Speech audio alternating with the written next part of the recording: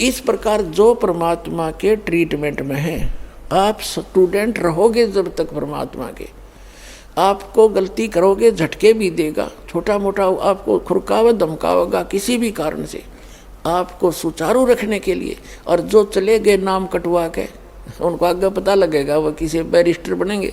अब जैसे ये दास जूनियर इंजीनियर सिविल की सर्विस किया करता था हरियाणा गवर्नमेंट में। उस समय हमारा भी एक नहर का काम चल रहा था, एक रोड का काम चल रहा था साथ साथ। तो वहाँ जो रोड के ऊपर मिट्टी डाल रहा था और वहीं एक एक्सीडेंट आ गया उस B&R का,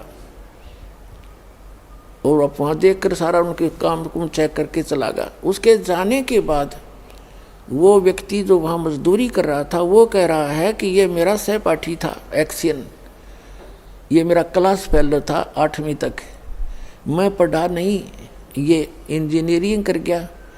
आज देखो मैंने अपने कर्म फोड़ दिए, मेरे बच्चे तो यहाँ मिट्टी में लेटे हुए हैं वृक्ष के नीचे, और ये आज गाड़ी में घूम रहा है। अब परमात्मा कहते हैं जो भगवान से दूर हो गए और इस परमात्मा के विद्यालय में नहीं रहे, वो बाद में न्यो रोया करेंगे जैसे वो रो रहा था। तो कबीर साहब कहते हैं अच्छे दिन पाछे गए और गुरु से किया ना हेत, अब पछतावा क्या करे, बिरा चिड़िया चुगी खेत। तो पुणात्मा इस तरह अपने सतर्क रहना है, सावधानी बरतनी है। अब जो परमात्मा से ये तो विमुख हो गया, जैसे किसी ने सारनाम भी प्राप्त कर लिया, सतनाम तक प्राप्त कर लिया, क्या होगा? और वो विमुख हो गया।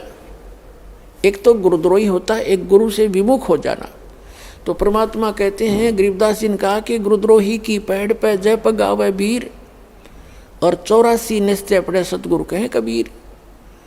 जो गुरुद्रोही हो गए उसकी पैड़ पे पैड़ यानी उसके कदम पर, उसके पैर के चिन्ह पर अगर आपका कदम रखा गया, कहते हैं तो भी 84 लाख योनियों में जाओगे। वो गुरुद्रोही जो हो जाता है।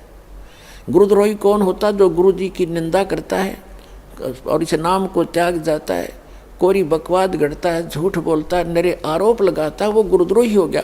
और उसकी पैड़ पे पैर रखना, कहते हैं 84 निश्चय पड़े नो सतगुरु कहें कबीर। गरीबदास जी ने अपनी इस अमृतवाणी के साथ अपने परमात्मा कबीर जी की छाप साथ सहयोग लिया है कि ये भी ऐसा ही कहते हैं।